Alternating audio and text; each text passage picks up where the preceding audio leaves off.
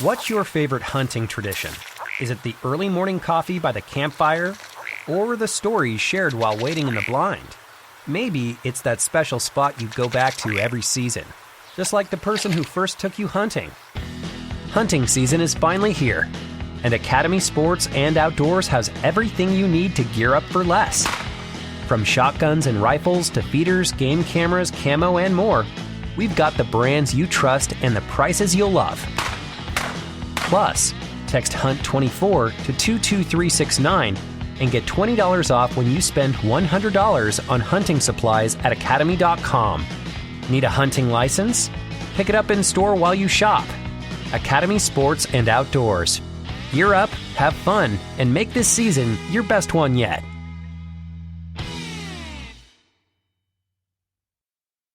It is Ryan Seacrest here. Everybody needs some variety in life. That's what I love about Chumba Casino. They know how to keep things fresh and exciting. All their games are free to play, like spin slots, bingo, and solitaire. You can claim free daily login bonuses, too. And they release new games every week. So spice things up with ChumbaCasino.com now for your chance to redeem some serious prizes. Sponsored by Chumba Casino. No purchase necessary. VGW Group. Void where prohibited by law. 18 plus. Terms and conditions apply. Get this and get it straight. Crime is a sucker's road. And those who travel it wind up in the gutter, the prison, or the grave. This time a nervous breakdown in a driving rain. A cape with a high collar and a tiny sliver of glass led me from the ballet and a beautiful dancer to the edge of a cliff and death. It happened like this. From the pen of Raymond Chandler, outstanding author of crime fiction, comes his most famous character in The Adventures of Philip Marlowe.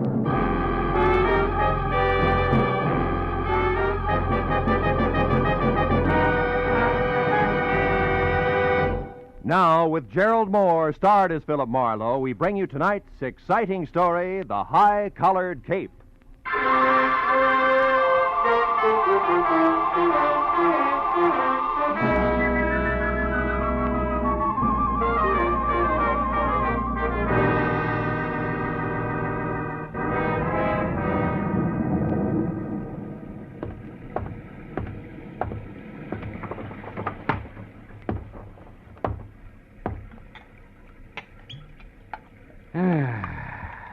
Nothing like a drink and a good book on a rainy night.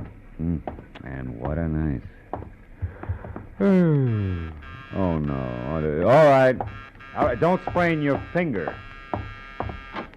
I'm most sorry to intrude on you this time at night, but I may have waited too long already. Yeah, well, look, miss, my office hours are 9 to... poor Andre, I felt something dreadful was going to happen to him, and now I'm sure of it. You must find him for me, the poor man. Lady, wait a minute. Hold it, will you? Who is Andre? And for that matter, who are you? I am Vivian Ordway, prima ballerina ballet du monde. Prima ballerina? The impresario of the company, my dear, dear old friend, my teacher, the man who's been like a father to me. That is Andre Ledoux. We must help him at once. Well, listen, Miss Ordway, why don't you... Mr. Marlowe, I feared for some time that Andre was on the brink of losing his mind. Yeah, I can understand it. He's a genius, tormented by 1,000 frustrations. He will never dance. He's been crippled, but he is consumed with a passion for dancing and drives himself to express his genius to the clumsy feet of water. Yeah, well, that's very interesting. You've no idea, but I don't see why you came to me tonight, Miss Ordway. What can I do? Help me to find him.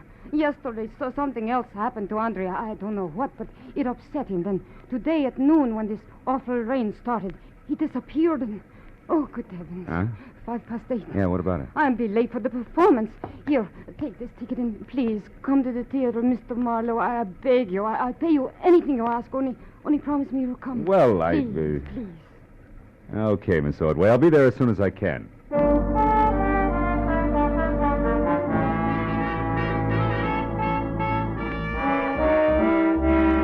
The ballerina swept out of my apartment like a frightened whirlwind.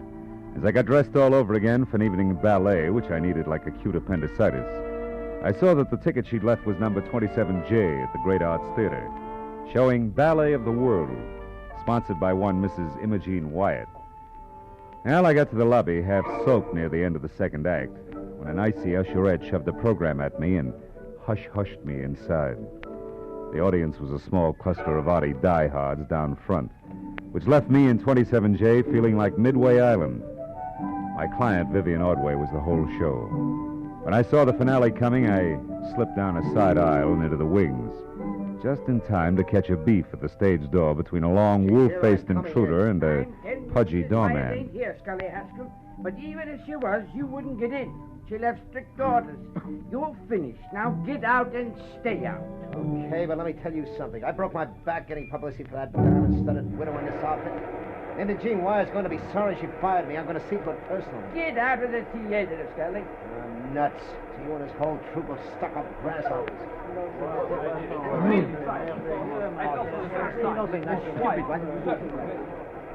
Oh, Mr. Marlowe. Yeah. Here.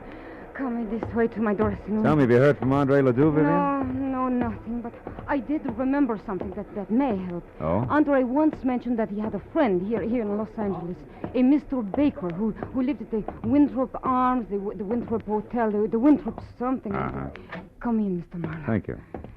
Andre may be there. I'm grasping at straws, I know, but if his mind is gone and he is lost, oh, I'm so afraid for him. Oh, now take it easy, honey. Take it easy. Vivian, is there news of Andre? Oh, no, George, nothing. Mr. Marlowe here is going to find him for us.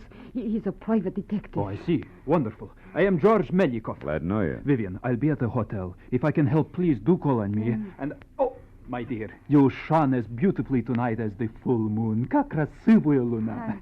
We mere stars were hardly visible beside you. До свидания, душа.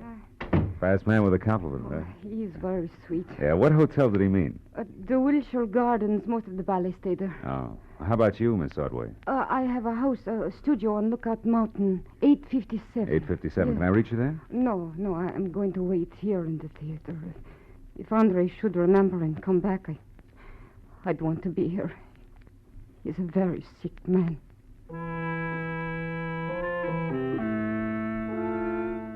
After I left the theater, a quick check in a phone book showed a Winthrop Arms apartment hotel on Havenhurst Drive. It's just below Fountain Avenue. And when I got there, I found the name Baker stuck over the mailbox to apartment 1A. I went inside and up to the door.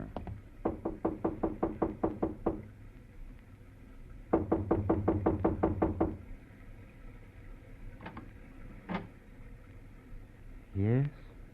Andre Ledoux? What do you want? Well, your friends at the theater are worried about you. My friends? I have no friends. George Melikov's worried about you. George Medikov, my friend, is worried about. So is Vivian Ordway. Oh, Vivian. Uh-huh. Oh, that dear child. What will become of her now? What do you mean? What's happened? Who are you? Miss Ordway sent me to find you. She's waiting for you at the theater. Waiting at the theater? Why? Why? The ballet is finished. What's that? Mrs. Imogen Wyatt withdraws her support completely. There is no more Ballet du Monde. I'm penniless. And all our work has been for nothing. I tried to reason with her, but it was hateful. Afterward, I drove here on a dark street, the rain slashing, clawing at me. Rain. Andre, where's your friend, Mr. Baker? Hmm? This place is packed in mothballs. He is in Europe. It is all right that I am here. He sent me the keys long ago, said I could use his apartment and his car. I came here to be alone, to think. My head aches. Andre, what time was it when you left Mrs. Wyatt's yesterday? Do you remember? I can't remember. Only that it was dark. Very dark. And it was such a difficult drive. Tomorrow she will notify her lawyer to alter the papers and order that imbecile. I wish she were dead. You hear me? I wish that Imogen Wyatt were dead. What was that? Stay where you are.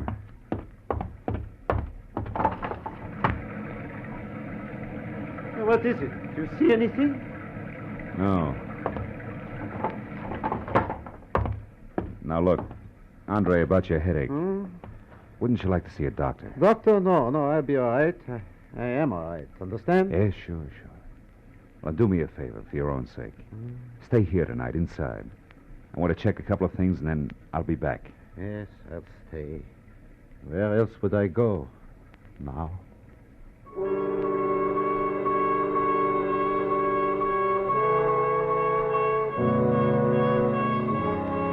When I left, I was convinced that if the ballet impresario hadn't already slipped his trolley, another slight bump would do it.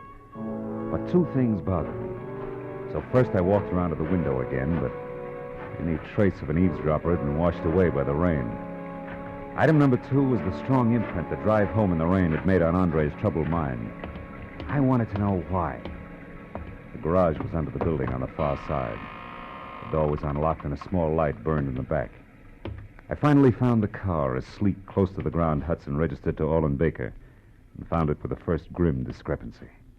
The left headlight and fender were still streaked with rain marks, but the right had been wiped clean.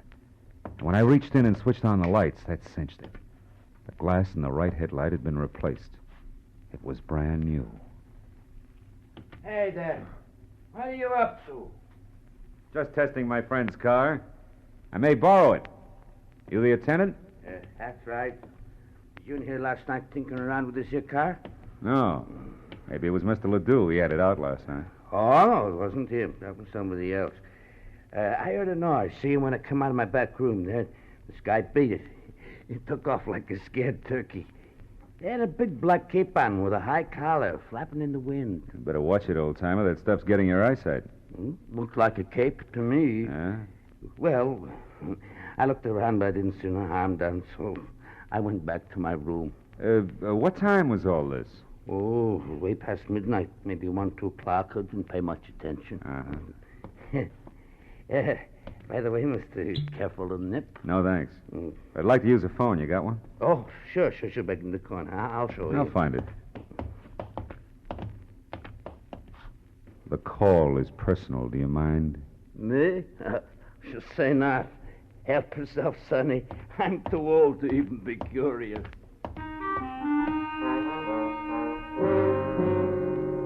My first call was to a desk sergeant in the police traffic bureau. When I identified myself and asked about a hit-and-run accident possibly on Fountain sometime before midnight yesterday, there was a pause while he checked the record. And then... On the button, Mr. Marlowe. We identified him by his Blue Shield medical card. Oh? One Lyle Kretschauer. Uh-huh. Apparently stepped out from between parked cars on Fountain Avenue between Orange Drive and Roxbury.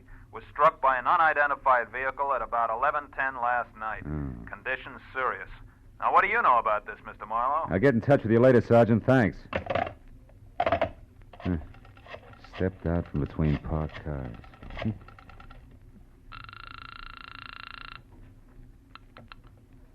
Great Arts Theater. It's Philip Marlowe. I want to talk to Vivian Ordway. Oh, hang on a second, Mr. Marlowe. She's right here. Okay. Have you found him? Is Andre all right? Yeah, for the present. But listen, Vivian, I got to talk to Imogene Wyatt. Where does she live? Mrs. Wyatt. Yeah. Beverly Hills. Let me think. It's 21 Cameo Terrace. 21 Cameo. Meet me there right away, will you? I may have a couple of rough answers for you, baby. But I'm still in costume. That doesn't matter. Oh, all right, I put something on over it. I'll be there just as soon as I can.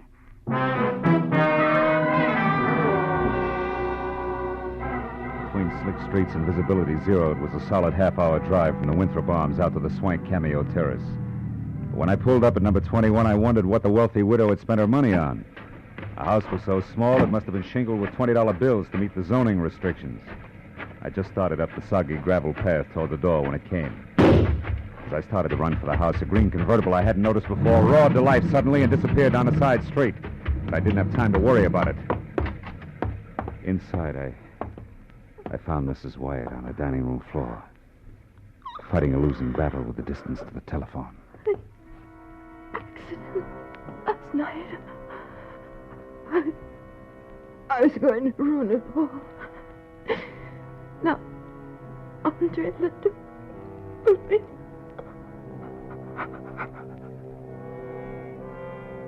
She was dead.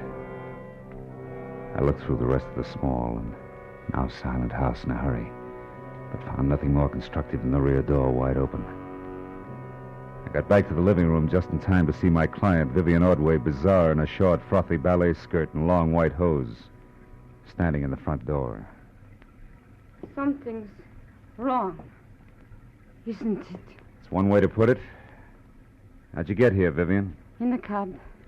What do you know that drives a green convertible? Green? Wait, Scully Haskell, a publicity man, but why? The guy I saw in a beef at the theater tonight. What's happened? Imogene Wyatt was just shot to death. And that puts 2 items of business up on deck. First, a check call to Andre Ledoux. Andre? Why Andre? On the off chance that he can drive faster than I can. After that, a personal call on Mr. Haskell. You can fill that one in yourself. Marlowe, Andre couldn't have. He couldn't have. We'll see. Now, hang on tight, baby. Let's get it over with.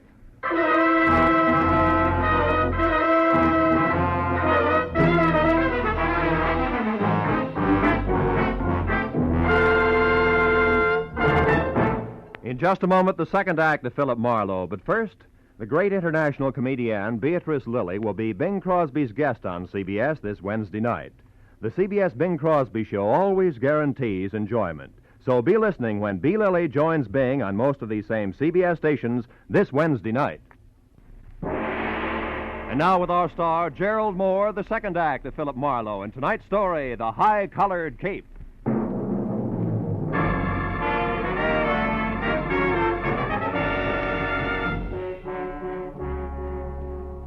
Made a cockeyed picture. A beautiful ballerina miles away from the stage, yet in full color-drenched costume and gaping through tear-streaked grease paint. It's sudden death. It was a good time for me to start checking up. Andre Ledoux, the high-strung impresario, was first. If he was still at the apartment, I could cross him off as having done it. What's your favorite hunting tradition? Is it the early morning coffee by the campfire? Or the stories shared while waiting in the blind? Maybe it's that special spot you go back to every season, just like the person who first took you hunting. Hunting season is finally here, and Academy Sports and Outdoors has everything you need to gear up for less.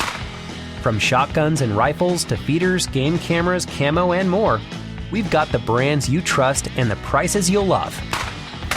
Plus, text HUNT24 to 22369 and get $20 off when you spend $100 on hunting supplies at academy.com. Need a hunting license? Pick it up in store while you shop. Academy Sports and Outdoors. Gear up, have fun, and make this season your best one yet.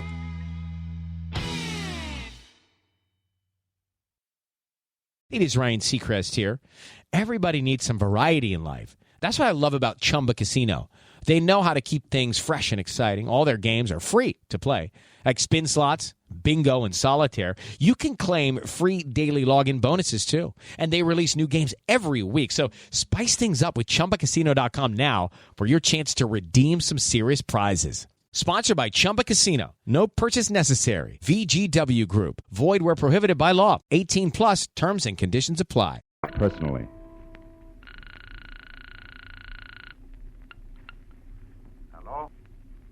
Hello, who is it you want? Sorry, wrong number. Marlowe, he was home, wasn't he, Andre? I mean, you couldn't suspect him. Marlowe, why, Andre's the sweetest man in the world. Take it easy, honey. I didn't say Ledoux did it. And his being home doesn't say he didn't. People sometimes pay other people to do their dirty work for them, you know. Just what are you trying to say? You hired me to find Ledoux, and I did. But also I found he was suffering from shock, and has been since last night when Mrs. Wyatt told him she was going to fold the show. Fold the show? Yeah. And that Vivian would ruin him. And half a dozen more I could name. You're so right, so you've all got plenty of motive. But what about Haskell? We know he hated Mrs. Wyatt. Isn't revenge motive? Revenge and the fact that you saw his car. Why do you insist on defending him? I don't. Only there's another angle. It's called hit and run. And I know that it ties in tight with Ledoux, Mrs. Wyatt, and the actual killer. Hit and run? I don't understand. Well, neither do I yet. Now, look, do you know where Scully Haskell lives? No. Where does he hang out? Sometimes at the bar at Wilshire Gardens Hotel. Okay, I'll try it. Now, you go back to your place up in the hills. I'll find it when I got some answers. Now, hurry up and get out of here, will you? Somebody might have heard the shot and called it... Somebody did hear the shot. Go on, get out. Yes, but Marlowe... No buts. Go on, Vivian. Get in the cab and go straight home. Do your crying there. All right. Good. I'm trying to... Hey, Vivian, you forgot your coat. Vivian, you... Oh, no, baby. You forgot your cape.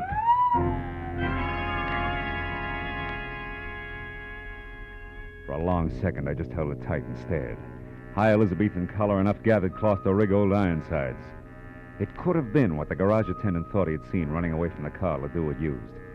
But the garage attendant could have been mistaken, too. I told myself that leaping high to conclusions was strictly for ballet dancers. I jammed the cape into a small bundle and left via the service entrance just as the police sirened up. I took the Great Circle route back to my car, tossed the cape on the seat next to me, and drove fast to the bar at the Wilshire Gardens Hotel.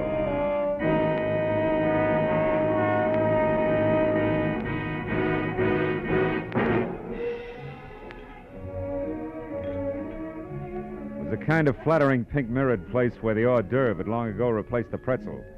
But Haskell wasn't in sight. And the only person around who could possibly be of any help to me was the delicate George Milikoff.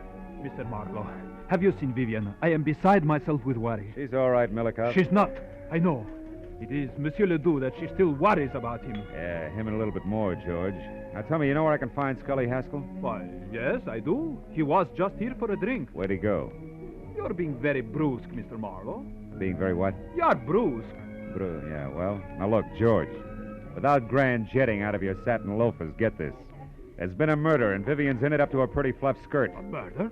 How is Vivian concerned? Come on, Butch, let's get out of here. Where are we going, Mr. Marlowe? Out to my car where we can talk. The rain stopped, come on. Over here. You said somebody was murdered. Who was that? Mrs. Wyatt, she was shot, and it might have been Haskell. Because she discharged him? Maybe. Or maybe something more complicated, like a hit-and-run accident that belongs to Ledoux, but somebody wants to cover. Does that make any sense to you? Here's a car. No. Should it? No. What's more, it shouldn't to Vivian either. What are you getting at? There isn't time to explain. Call it thinking out loud. Thinking about this cape, for example, that belongs to Vivian. And about the testimony of a whiskeyed garage attendant. All of which makes me hope real hard that Haskell's the boy. More thinking out loud? Yeah, maybe. Now, look, where can I find Haskell? The Paradise Court Motel on Vine. He has a bungalow there, number 3. Oh, thanks. Well, if you're really worried about Vivian, George, go on up to a place on Lookout Mountain Road. She's not in good shape. And here, take this cape with you. Ooh. What? Why, you cut yourself. Your finger's bleeding. Yeah. On a sliver of glass, George. Glass that could have come from a broken headlight, huh? From a broken what? What are you talking about, Mr. Marlowe? The benefit of the doubt, George. Keeps getting harder to give it away. Bring this back to Vivian, will you? Tell her she left it at Mrs. Wyatt's, and that I'm positive Haskell's our man. So long, George.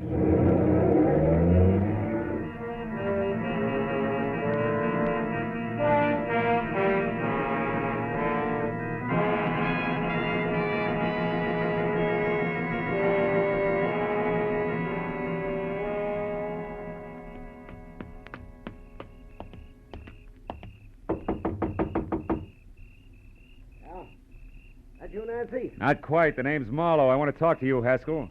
Don't waste your breath, Skip Chaser. I'm broke, and I'm going to stay broke until the 1st of next month. After that, you can get in line. Who are you fronting for, the finance company? Imogene Wyatt's dead, Haskell. What did you say it? What's a gun for? You lousy temper. Get back. Hey, wait a minute. I saw you at the theater tonight. Yeah, and I heard you, which puts me out in front. Now, do we talk, Haskell? About what? Mrs. Wyatt's murder. You were sloppy. And you're off your nut. I didn't shoot her. I didn't even... Slips, huh, kid? So I know she was shot. Doesn't prove I did it. Come on, why'd you kill Mrs. Wyatt? I didn't. How'd you know she was shot? Because it happened just as I got out of my car and started toward her place. I was going up there to read her off. The shot scared me away. Use your head, Marlowe. I was sore, but I didn't kill her. No, but interference on that hit and run you were covering was plenty of reason. What are you talking about, hit and run? Hit and run! Don't move, Haskell. Nuts. I said don't move! Congratulations, handsome. That's just what I had in mind. Close the door and stand still. Sure. Now what? The name's Nancy Connor. Occupation? Ex-friend of the unconscious. Don't look so worried, handsome. I'm on your side.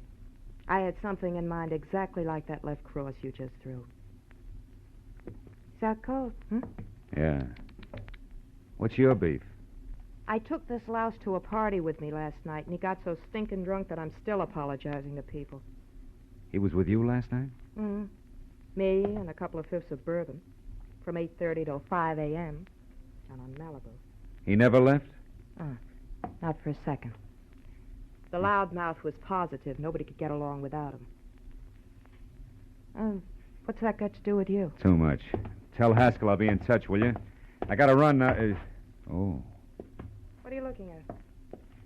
just a program from the ballet, isn't it? Hmm? Yeah. Oh, Haskell has them all over the place, after all. Yeah, sure. So? Hmm? Oh, so like I said, Nancy, I gotta run.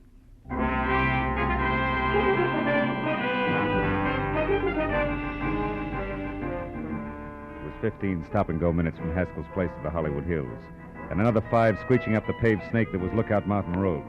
But finally, I was there out of my car and running toward number 857, which was a collection of windows and a rustic log frame half jutting out into space.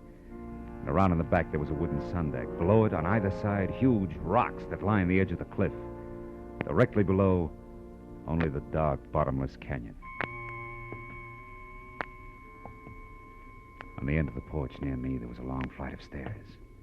And I started up, one careful, noiseless step at a time. My hand tight around the 38.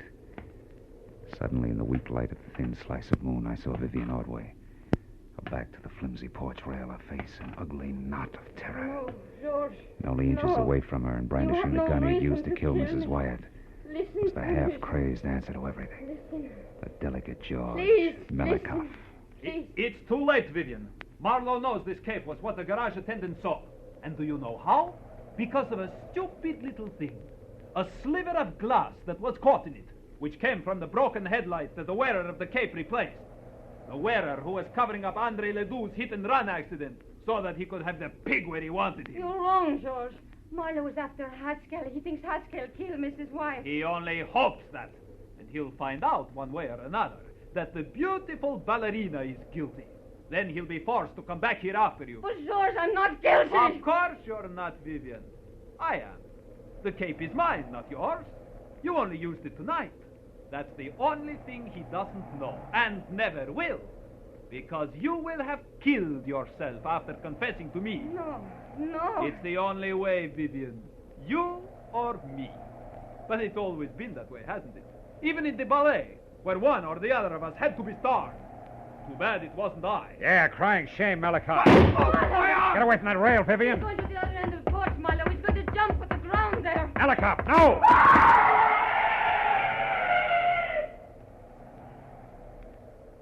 Oh, no. Too great a leap, even for a ballet dancer. Let's get out of here.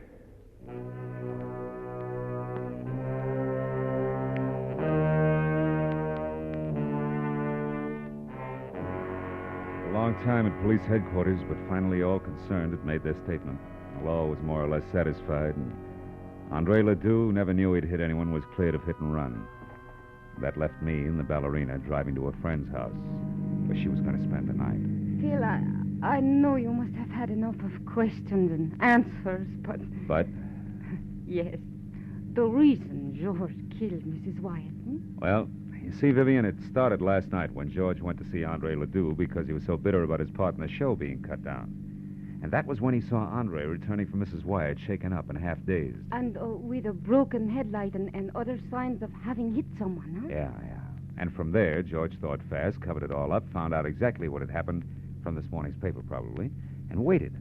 When you hired me tonight, he must have followed me to Ledoux's and overheard Andre tell me that Mrs. Wyatt was going to pull out. Oh, so he went to her, tried to stop her, and couldn't.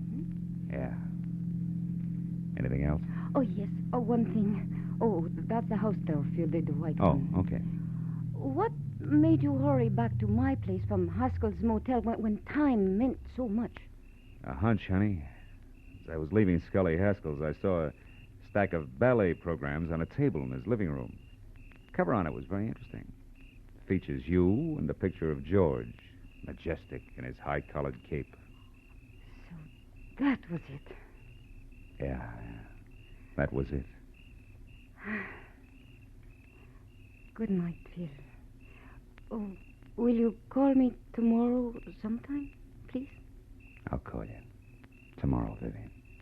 Good. It's a nice night, Phil. And so good to be alive. Well, good night.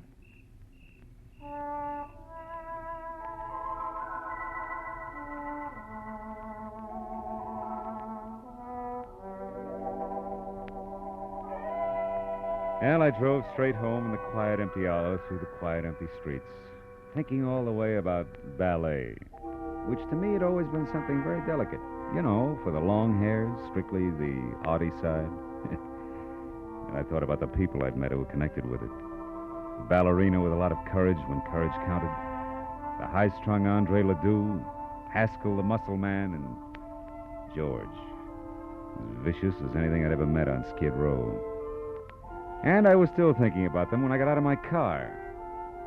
But then for the first time, I noticed a little white envelope on the seat next to me. It had my name on it.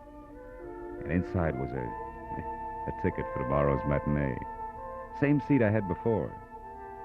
Yeah, well, I figured I'd go. You know, those leaps they do, they're pretty good. What do you call them?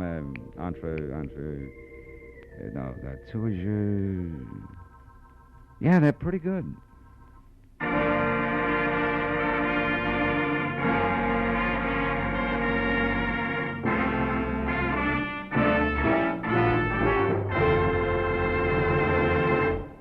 The Adventures of Philip Marlowe, bringing you Raymond Chandler's most famous character, star Gerald Moore, are produced and directed by Norman MacDonald and are written for radio by Robert Mitchell and Gene Levitt. Featured in our cast were Georgia Ellis, Edgar Barrier, Elliot Reed, Lou Krugman, Wilms Herbert, and Michael Ann Barrett. The special music is composed and conducted by Richard Arant. Be sure and be with us again next week when Philip Marlowe says... This time it was a fishy horseplay from a red-headed beauty wild about ponies past a black-bearded sailor who bled to death on a racing form, to a neck-and-neck finish over a wandering seahorse worth $50,000. And you know what? I was the jockey.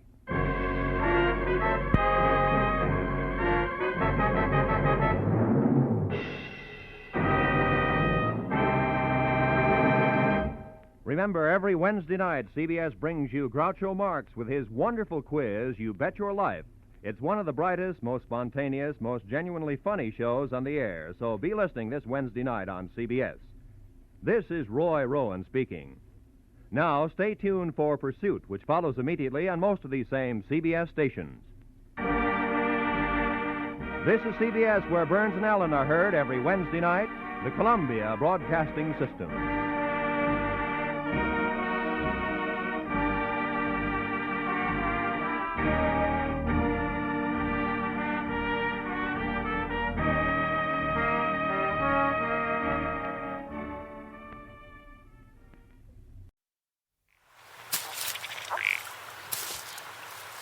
What's your favorite hunting tradition? Is it the early morning coffee by the campfire, or the stories shared while waiting in the blind? Maybe it's that special spot you go back to every season, just like the person who first took you hunting. Hunting season is finally here, and Academy Sports and Outdoors has everything you need to gear up for less. From shotguns and rifles to feeders, game cameras, camo, and more, we've got the brands you trust and the prices you'll love. Plus, text HUNT24 to 22369 and get $20 off when you spend $100 on hunting supplies at academy.com. Need a hunting license? Pick it up in store while you shop. Academy Sports and Outdoors. Gear up, have fun, and make this season your best one yet.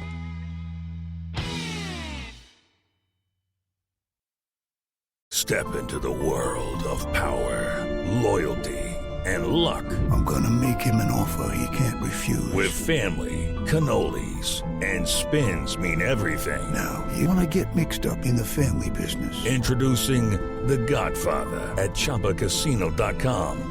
Test your luck in the shadowy world of The Godfather slot. Someday, I will call upon you to do a service for me. Play The Godfather, now at ChumbaCasino.com. Welcome to the family. No purchase necessary. VGW Group. Void where prohibited by law. 18+. Terms and conditions apply.